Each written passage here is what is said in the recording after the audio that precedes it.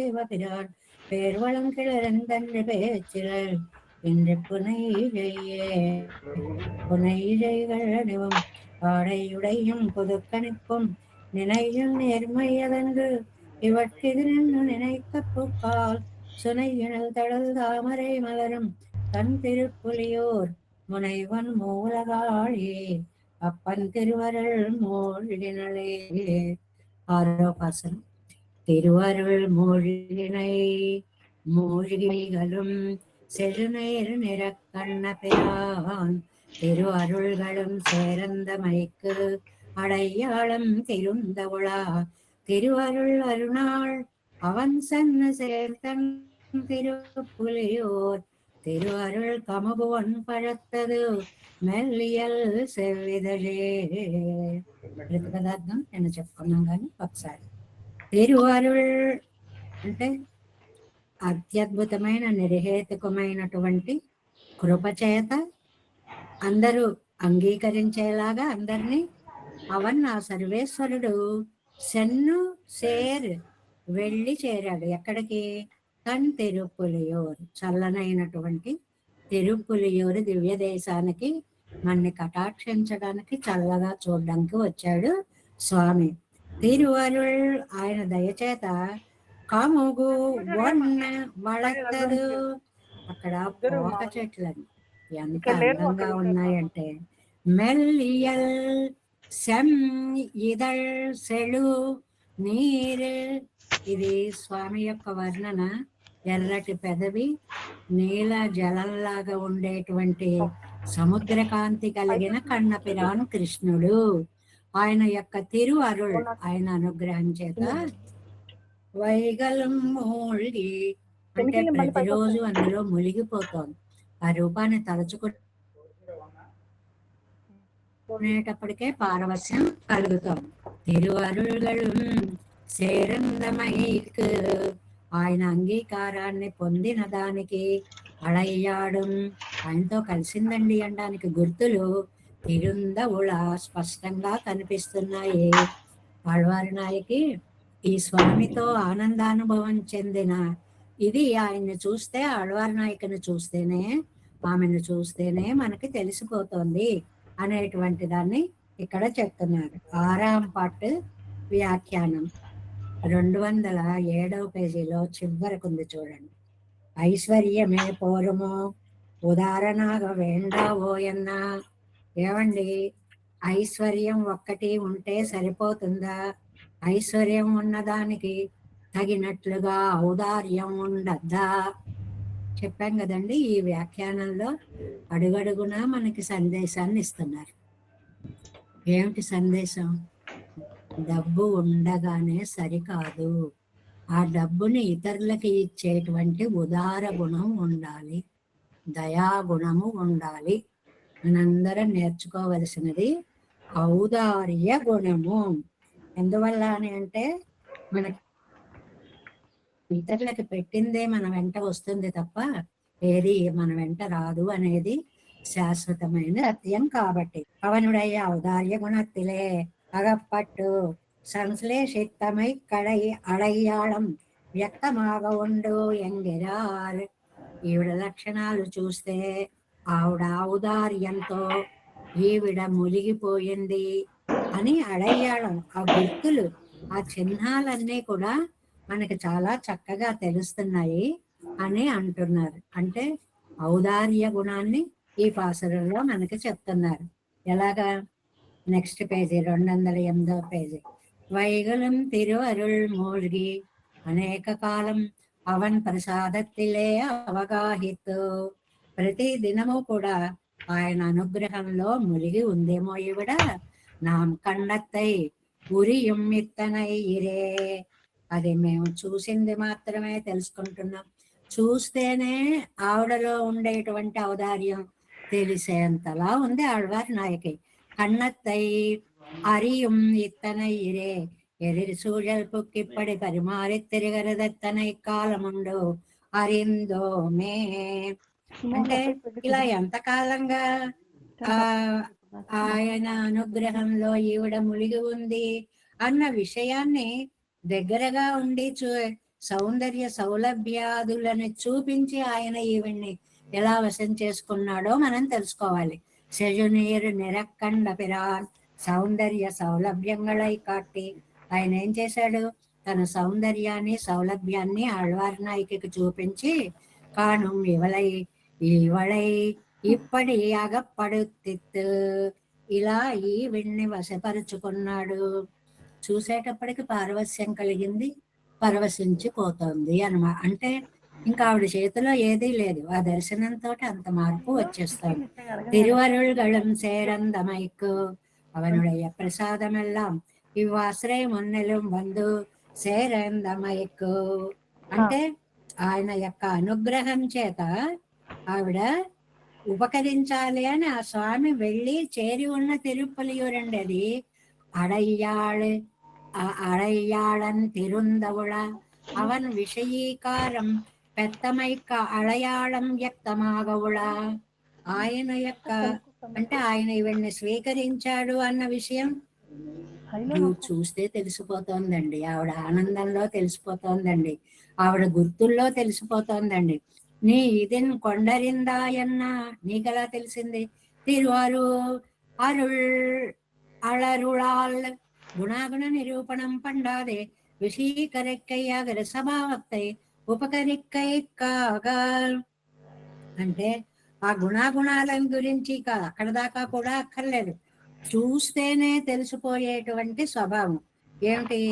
అనుగ్రహంతో ఇతరులని కాపాడాలి అనేటువంటి ఆ స్వామి యొక్క తిరు అరుళుగై కాగా ఆల్ అసై అంటే అవ్యయం అనుకోండి.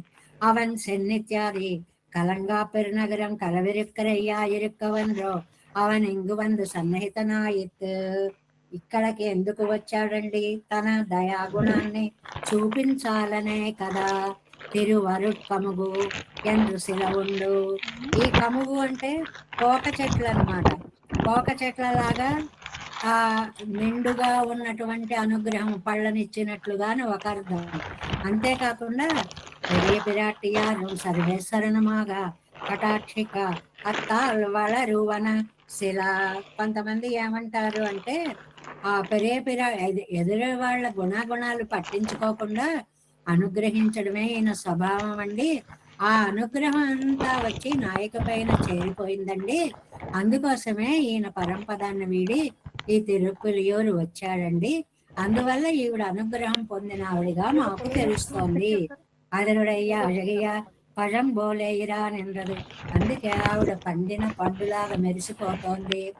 అంటే ఒక మనిషిని చూసినప్పుడు వాళ్ళు ఆనందంగా ఉన్నారో దుఃఖంగా ఉన్నారో రూపాన్ని చూడగానే తెలిసిపోతుంది. ఇవాళ ఈవిడిలా మెరిసిపోతోంది అంటే ఆయన అనుగ్రహాన్ని పూర్తిగా పొందిన ఆవిడ అయి ఉంటుంది. మృదు స్వభావయ్యాన ఇవళుడయ్యాదరం. ఈవిడ ఎంత మృదు స్వభావురాలో ఆవిడ ఆధారం చూస్తేనే తెలుస్తోంది. అంత సున్నితంగా, అంత మధురంగా, అంత ఎర్రగా, అంత నవళీకంగా ఉంది అని అర్థం. ఆ వాయిలే అరియలా ఎండ్రో ఇరెక్కిరదు. అదిగో ఆధారం చూస్తేనే తెలుస్తోంది. ఈవిడ ఆ స్వామికి ఎంత ఆశపడిందో, ఆ స్వామి ఈవిడని ఎంత కటాక్షించాడో అన్న విషయాన్ని ఈ 6వ పాసురంలో చెప్తున్నారంటే ఆళ్వార్ నాయకుని చూడగానే పెరుమాళ్ళు ఆవిడ్ని ఎలా అనుగ్రహించారో తెలుస్తోంది అని సారాంశం అన్నమాట. తిరువరుள் மூழ்கி வைகளும் சிறுநீர் நிறக்கண்ண பிரான் తిరువరుள்గళం సేరందమైకు అడయ్యాళం తిరుందవుళ. అడయ్యాళం అనే పదానికి గుర్తులు అని అర్థం. అవి గుర్తు పెట్టుకుంటే మనం తిరువరుళ్ళరుళాల్ అవన్ సెన్ను சேர்த்தன் తిరుపులియూర్ తిరువరుள் కముగువన్ పழக்கதோ மெல்லியல் செவ்விதழே. 7వ పాసురం. மெல்லிலை செல்வவன் கொடிப்புல்கா நீங்கு இளந்தாள் கமுகின் மல் இலை மலர் வாழை ஈங்கனி சூழந்த மணம் கமழந்தோ புல்லிலை தெங்கின் ஊடு கால் உளவும் தன் திருப்புலியூர் மல்லலம் செல்வ கண்ணன் తాళడైందాళ్ ఇమ్మణవరలే. అంటే ఆ ఐశ్వర్యం ఉంటే చాలా, ఔదార్యం ఉండక్కర్లేదా అన్నారు. 6లో 7లో 7లోకి వచ్చేవాడికి ఔదార్యం ఉంటే చాలా, ప్రణయత్వ గుణం ఉండాలి కదా, అంటే ప్రేమతత్వం కూడా ఉండాలి కదా. ఇవన్నీ ఆళ్వార్లకి పెరుమాళ్ళకి మధ్య ఉన్నాయని వర్ణించడం కోసం కాదు ఈ గ్రంథం, మనం అలవర్చుకోవాలి అని. అన్నిటినీ ప్రేమగా చూడాలి, సకల జీవరాశిని ప్రేమతో చూడాలి అనే సందేశాన్ని మనకి ఇవ్వడం అన్నమాట. దాని ప్రతిపదార్థం చూడండి. మళ్ళీ ఇలై మృదువైన ఆకులు కలదే సెల్వం వన్ కొడి, చక్కగా పెరిగినటువంటి కొడి తీగ, అంటే తీగ ఉంది, ఆ తీగ నిండా ఆకులు ఎంత మృదువుగానో ఎంత అందంగానో అల్లుకొని ఉన్నాయి. పుల్కా చుట్టుకొనగా వీంగు ఇళం తాళ్, చక్కగా పెరుగుతున్న మూల ప్రదేశం కలిగిన, మూలంలో ఎంత బాగుంటాయి బలం, కముక తీగ అంటే పోక తీగలు అంత చక్కగా పెరుగుతాయి కదా, ఏదైనా వేరు దగ్గర కదా బాగుండాలి బలం. మల్లిలై, ఆకులు చూస్తే దట్టంగా ఉండాలి, ఒక తీగ బాగుంది అనడానికి గుర్తులు ఇవన్నీ.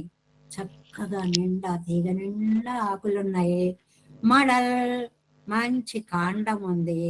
వాഴై, అరటి చెట్లు ఈ నీలై వేసిన ఆకులను కని పండ్లను, అందమైన అరటి చెట్లను వర్ణిస్తున్నారు. ఆ అరటి బోదె ఎంత బాగుంటుందండి అది, అలా ఊరువులతో పోలుస్తారు. ఆ అందాన్ని ఊరువులతో తొడలతో పోలుస్తూ ఉంటారు. కానీ పండ్లు సూజందు, చక్కగా వ్యాపించి మనం కమజందు, పరిమళాలు వస్తున్నాయండి.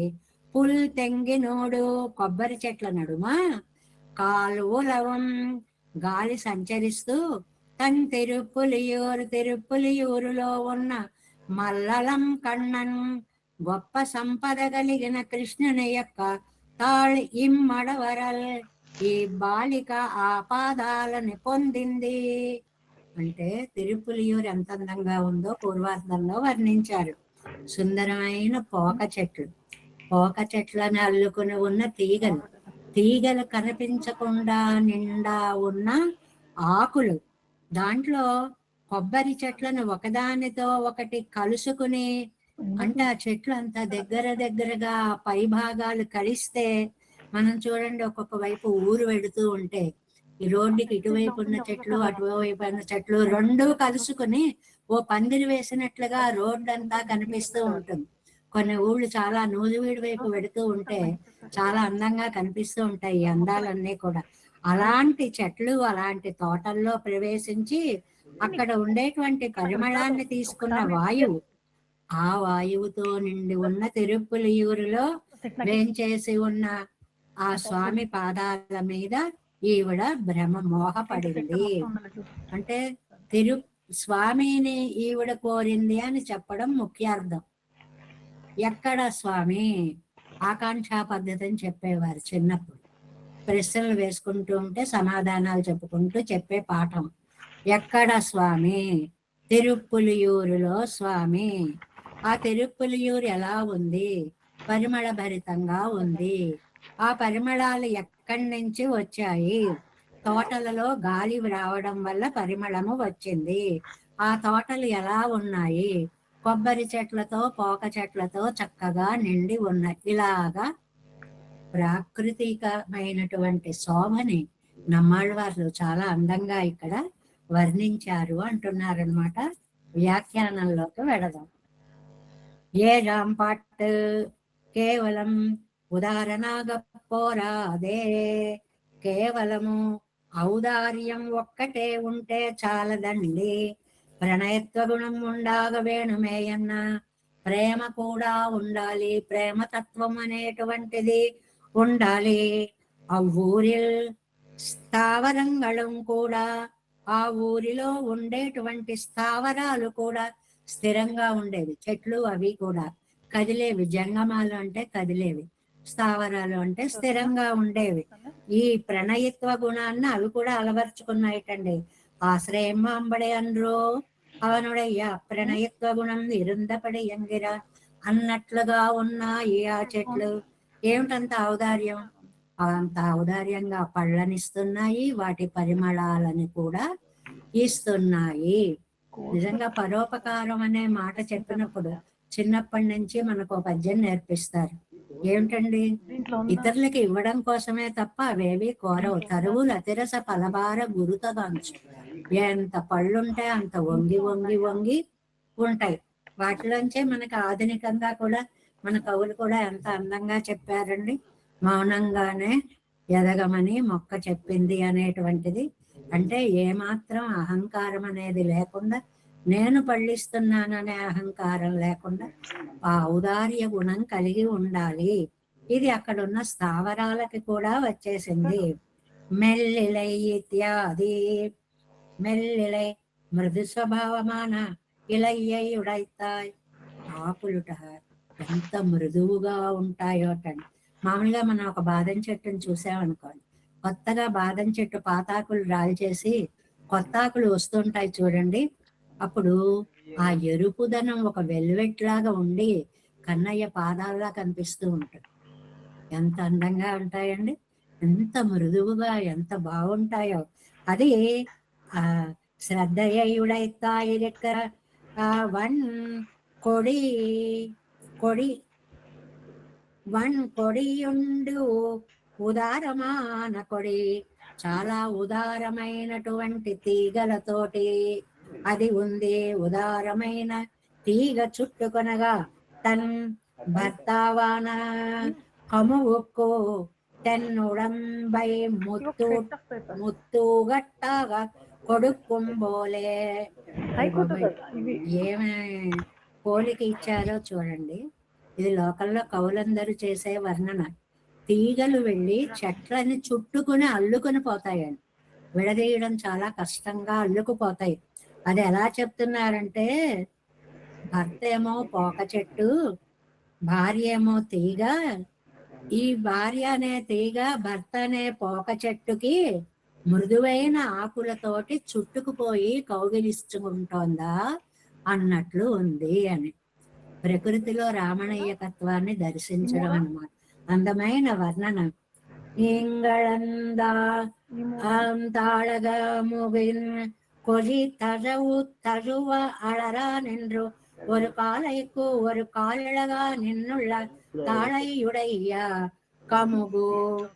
అది ఎంతలాగా చుట్టుకుపోయింది అంటే, ఇక్కడ మనకి యస్యసా జనకాత్మజ అప్రమేయం హి తత్తేజః ఎన్నం న్యాయకాలే దదౌ బాహులతాం స్కందే గోపీ మధు నిఘాతినః కముగిన్ మల్లిలై మడల్ வாழை கமுகோடே கூடின பெரிய விலையையும் மடலையையும் உடைய வாழை வெத்திலை கொடுக்கும் கமுகு உடக்குமாய் கமுகுக்கும் வெய்யிதழ் தட்டாதபடி நிழல் செய்தற்குమాయెత్తు వాழే. పోక చెట్టుకి తమల తీగలు చుట్టుకోవడం మొదలైనవి మనం గుర్తు తెచ్చుకోవాలి. తమలపాకు తీగ ఎంత బాగా చుట్టుకుంటుందో అంటేట, రాముణ్ణి తేజస్సు సీత దగ్గర ఉంటే ఎక్కువ ఎలా ప్రకాశిస్తుందో, ఈ తీగ చుట్టుకోగానే ఆ వృక్షం కాంతి ఎంత ప్రకాశించింది. అంటే ఈ అందాన్ని ప్రకృతి సౌందర్యాన్ని సీతారాములకి ఇద్దరికి అన్వయించి లోకంలో ప్రణయ జీవుల యొక్క దృశ్యాన్ని మన కళ్ళ ముందు ఊహింప చేస్తున్నారు అన్నమాట. దదౌ బాహులతాస్కందే గోపీ మధునిఘాతిన. రాసలీల చేస్తున్నాడండి కృష్ణుడు. అక్కడ వర్ణనగా తీసుకోవాలి ఇది మనం. ఏమైంది? ఆ గోపస్త్రీ అలసిపోయిందండి. తన బాహులనే లతని మధుసూదనని ఒడిలో వేసింది అని అంటున్నారు. చాలా అందమైన ఇది మనకి కవులందరూ కూడా ప్రబంధాల్లో దాంట్లో వర్ణిస్తారు. ఈ కై అనేటువంటిది చేతులు దండ అంటారు. కైదండ ఇడిదన స్వామి నీకేలా అంటుంది ఒక గ్రంథంలో. స్వామి, ఈ మాలని నీ మెడలో వేయమంటావా? ఏమిటా మాల? ఈ చేతులు రెండు కలిపినటువంటి కై దండ, బాహువులను కలిపినటువంటి దండ. అంటే కౌగిలినీయన అని అందంగా మాట్లాడేటువంటి అవి. ఇవన్నీ పొయిటిక్ ఎక్స్ప్రెషన్స్ అన్నమాట.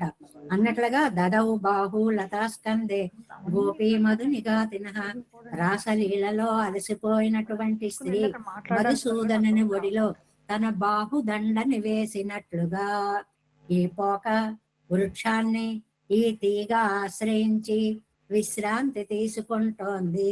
చాలా అందమైనటువంటి ఒక వర్ణన అన్నమాట. అంతేకాదు, காத்தானது விளைது அறியாதே புக்கு பருமணத்தில் லோகத்தாலே அங்கே இங்கே இங்கே சுஜித்து பரிமளத்தை எரட்டு கொண்டு வாழு என நெருக்கத்தாலே நெருக்கப்பட்டு அல்பாவகாசமுள்ளதெங்கில் சோலையிலே புறப்பட்டு సంచర్యా నిర్కుమ్మాయిత్. అది ఈ తీగ పోక చెట్టుని ఆశ్రయించి విశ్రాంతి తీసుకుంటోంది. ఈ పోక చెట్లతో రాపాడుతూ పెద్ద పెద్ద ఆకులతో మట్టలతో ఈ అరటి చెట్లు ఇవన్నీ కూడా, అంటే తీగలకు తీగలు చుట్టుకొని ఉన్న పోక చెట్లు ఒకటి కాదు. ఒక మధ్యలో పోక చెట్టు ఉంది, దానికి మధ్యలోనేమో ఒకదే కమల తీగో ఆశ్రయించింది, దాని మీదేమో అరటి చెట్లు పక్కన పెరగడం వల్ల వాటికి సంబంధించిన ఆకులు గాని కాండాలు గాని వచ్చి చేరుతున్నాయి. అంటే చెట్లు ఒకదానితో ఒకటి రాపిడిగా, అంత ఒత్తుగా, అంత దట్టంగా, అంత అందంగా ప్రకృతి అందాలు ఈ ఊరిలో కనిపిస్తున్నాయి అని చెప్పడం. మామూలుగా రసం లేకుండా ఎండుటాకుగా చెప్పాలి అని అంటే చెట్లు ఎక్కువ ఉన్నాయి అంటారు. అయిపోయింది, ఊళ్ళో చెట్లు ఎక్కువ ఉన్నాయి. అలా చెప్తే అందమేముందండి? ఆ చెట్లు, ఆ చెట్లను చెట్లేమో నాయకుడు, చెట్లను ఆశ్రయించినటువంటి తీగలేమో నాయికామణులు అనేటువంటి ఒక అందమైనటువంటి ఉపమానాన్ని ఇక్కడ తీసుకొచ్చి చెప్పి, ప్రకృతి అందాలన్నీ ఈ తిరుప్పులియూరులో ఇంత బాగున్నాయి అని. మనం ఆ విదేశాలకు గనక వెళితే ఆ చెట్లని వాటిని ఈ బాసుర అనుసంధానంతో కలిపి చూసుకుంటే ఆ అందాలు మనకి తెలుస్తాయి అన్నమాట. ఓహో, ఇంతకే కాబోలు నమ్మాళ్ళవార్లు ఇంత బాగా చెప్పారు వీటి యొక్క కలయికని అని అంత సమన్వయం చేసుకోగలిగిన హృదయంతో వెళ్ళాలన్నమాట.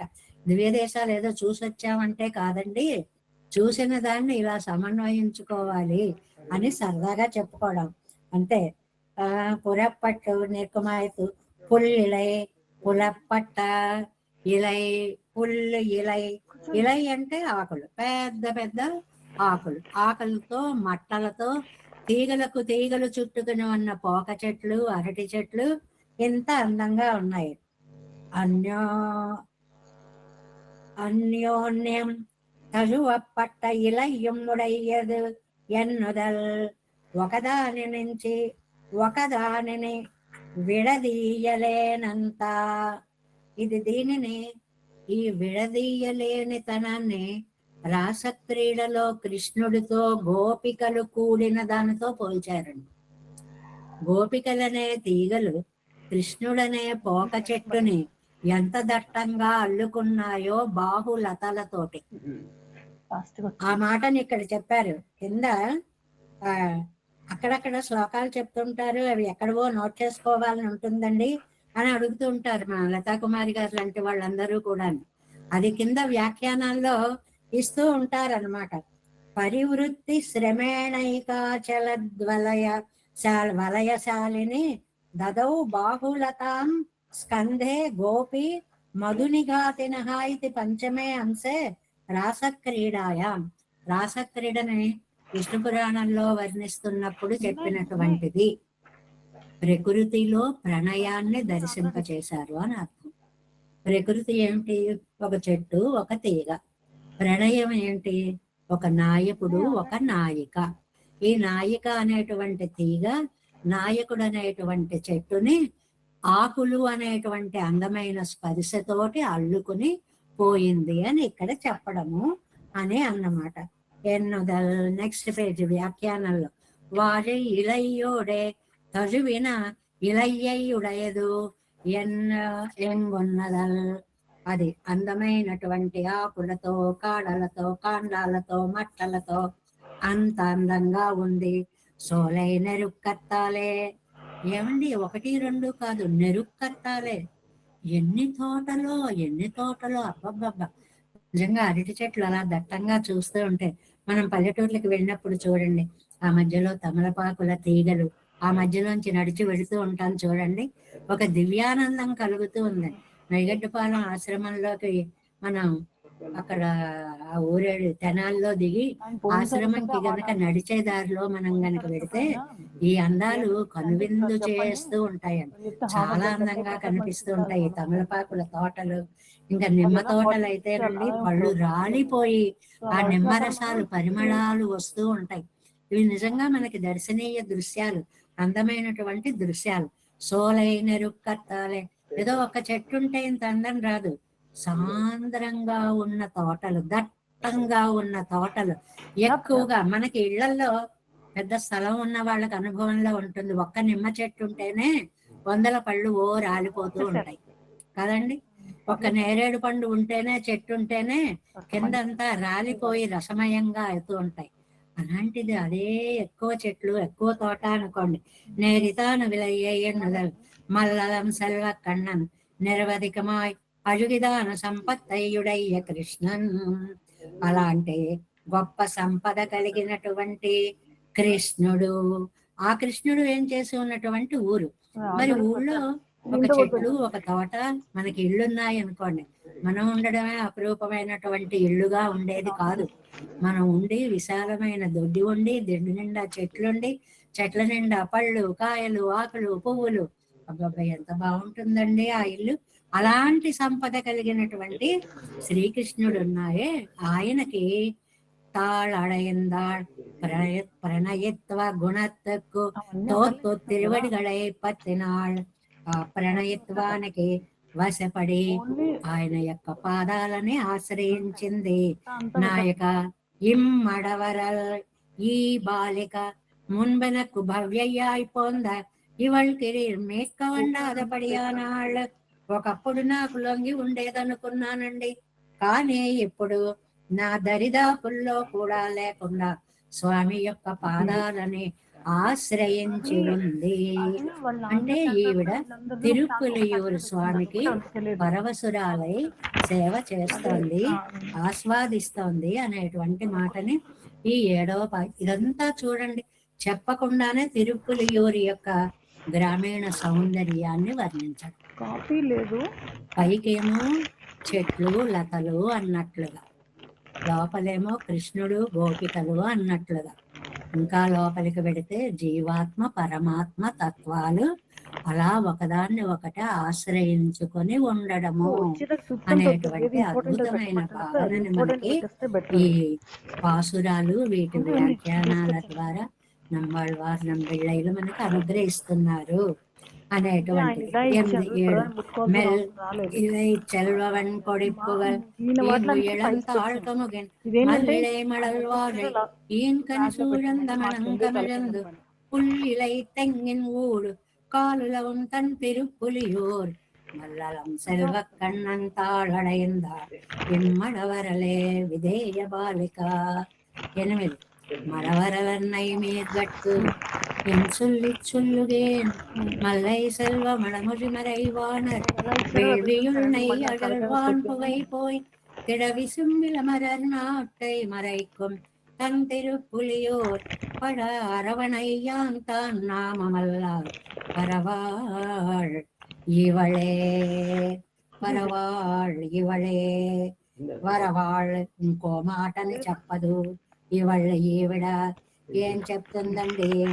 అనయ్యాంతన్ అరవు అనయ్యాంతన్ పణం అరవు అణియాంతన్ తిరుపులియూరు పణం పణవు అరవు అణియాంతన్. తిరుపులియూరులో పణాలు కలిగిన ఆదిశేషుని చెయ్యగా కలిగిన పెరుమాళ్ళ యొక్క నామము తప్ప రెండవది చెప్పదు. అంత మనస్సు అక్కడ లగ్నం అయిపోయింది. అన్నయ్య మీరు గట్టు ఎన్ సొల్లిగేన్. ఏం చెప్పమంటారమ్మా, అన్నయ్య మీరు తల్లులు మీరు, మీకు ఈ అవస్థని ఏం చెప్పమంటారు? మల్లై సెల్వం వళముజి. చక్కటి సంపద కలిగినటువంటి సంస్కృతం అంటే పురాణాలు, మరై వేదాలు, వానరు చక్కగా అర్ధ నిర్ణయం చేసే வேள்வியுள் நெய் அழல் வான் புகை போய் திடம் விசும்பில் அமரநாட்டை மறக்கும் தன் తిరుపులియూర్. ఈ తిరుపులియూరికి ఎన్ని విశేషణాలు వేశారు చూడండి. మొత్తం సెట్ విశేషణాలు ప్రశ్నలు వేసుకుంటూ వెనక్కి వెడితే ఆకాంక్ష పద్ధతి అన్నానే, ఏంటి చూడండి ఆ పద్ధతి. తిరుపులియూర్ ఎలా ఉంటుంది, తన చల్లగా ఉంటుంది, ఇంకా ఎలా ఉంటుంది, అమరనాట్టై దేవలోకంలా ఉంటుంది, ఇంకా ఎలా ఉంటుంది, గొప్ప వాన్ పొగై గొప్ప హోమ ధూపాలతో పరిమళ భరితంగా ఉంటుంది. ఆ హోమం ఎక్కడది? అడల్లా అగ్నిహోత్రం నుంచి వచ్చింది. అగ్నిహోత్రంలో ఏం వేశారు? నెయ్యి నేతులు వేశారు. నెయ్యి ఎలా వేశారు? వేళ్ళు హోమం చేసి అద్భుతంగా వేశారు. స్వాహ స్వాహ అనుకుంటూ మంత్రాలతో చెప్పి వేశారు. ఎవరండి వాళ్ళు? వానర్, చక్కగా చదువుకున్న వేద విధులు బ్రాహ్మణులు. ఏం చదువుకున్నారండి? వజముడి సంస్కృత భాష అంటే వేదవాంగ్మయాన్ని నేర్చుకున్నారు. వారి సంపద ఏమిటండి? పాండిత్యమే వారి సంపద. అన్నయ్య మీరు గట్టు ఎంత సొల్లి సొల్లిగే, దీనిని నేను ఎంత నివర్ణించగలనండి. ఎంత బాగా రాశారో చూడండి. అసలు ఆ పాసరము అక్కడ ఊరి నిండా వేదాధ్యయన సంపన్నులైన బ్రాహ్మణోత్తములు ఉన్నారండి. తిరుపులియూరు ఎలాంటిదో వర్ణన కదా ఇది. దాని నిండా వేదాధ్యయన సంపన్నులైనటువంటి బ్రాహ్మణోత్తములు ఉన్నారు. వాళ్ళు ఎంత అద్భుతంగా చదువుతూ ఉంటారో వేద మంత్రాలు. మనకి ఇది అనుభవం, అర్థం తెలియపోయినా సరే పురుష సూక్తాదులు అలా వింటూ ఉంటాం అనుకోండి, ఏమిటో ఏదో తెలియని ఆ వైబ్రేషన్స్ మనకి శరీరంలో ఒక దివ్యానందాన్ని కలిగిస్తూ ఉంటాయి. వేద విధులు వస్తే పూర్వం దసరాలకి వేద పండితులు అందరి ఇళ్లకి వచ్చేవారండి. మీకు కూడా అనుభవంలో ఉండి ఉంటుంది చాలా మంది పెద్దలకి. వాళ్ళు వచ్చి ఒక పనస చదివేవారు. చదువుతుంటే ఇల్లంతా ఏమిటో పవిత్రంగా ఆ శబ్దంతో ఆ ధ్వనితో మారుమోగిపోతూ ఉండే. వాళ్ళకి ఏదో మనం సన్మానం యథాశక్తి చేసి పంపించడము ఇలాంటివి పట్నవాసాల్లోకి వచ్చాక పోయాయి. గాని ఇప్పటికి కూడా అప్పుడప్పుడు వేద విధులు వచ్చి అలా వేదఘోషణలు వినిపిస్తూ ఉంటారండి. వాళ్ళు వేదాధ్యయన పరులు. వాళ్ళు చక్కగా యాగం చేస్తుంటే ఆ యాగంలోంచి నేతి పరిమళాలు హోమధూమాలు వస్తూ ఉంటే ఆ తిరుపులియూరులో ఆశేషశయ్య మీద అక్కడ పవళించిన స్వామి ఆ నామాన్నే ఆళ్వారు నాయక సదా చెబుతోంది అనేటువంటి దాన్ని ఈ 8వ పాసురంలో చెప్తున్నారు. 8వ పాసురం ప్రతిపదార్థం చెప్పుకున్నాం కదా. అగ్నిహోత్రం నుంచి వచ్చేటువంటి హోమ పరిమళాలు, ధూమ పరిమళాలు, ఆ పరిమళాలు కలిగిన తిరుపులియూరులో ఉన్న ఆదిశేషుని మీద శయనించినటువంటి స్వామిని ఈవిడ ఆ పేరు తప్ప రెండవ పేరు ఈవిడ చెప్పడం లేదు అని చెప్తున్నారు. ఎందుకని వ్యాఖ్యానం చూద్దాం చూడండి. ఎట్టాం పాటు వెறுం ప్రణయత్వమే పోరాదే కర్మణైవ హి సంసిద్ధిం ఆసితా జనకాదయ ఎండ్రో కుడియిరుప్పదు. పెళ్లి కుమారుడికి ప్రణయత్వం ప్రేమ ఒక్కటి ఉంటే చాలదండి. ఆ చేసుకునేటువంటి వంశం ఎలాంటిది, ఆ అమ్మాయి ఎలాంటిది. కర్మణైవ హి సంసిద్ధిం ఆసితా జనకాదయ. రాముడు అంతటి వాడు సీతమ్మని పెళ్లి చేసుకున్నప్పుడు సీతమ్మ వంశం జనక వంశం ఎంత పవిత్రమైనది. దానికి తగ్గట్లుగా అమ్మాయి ప్రవర్తన ఉందా లేదా, అమ్మాయికి తగిన వాడా కాదా అబ్బాయి, ఇలాగా ఆ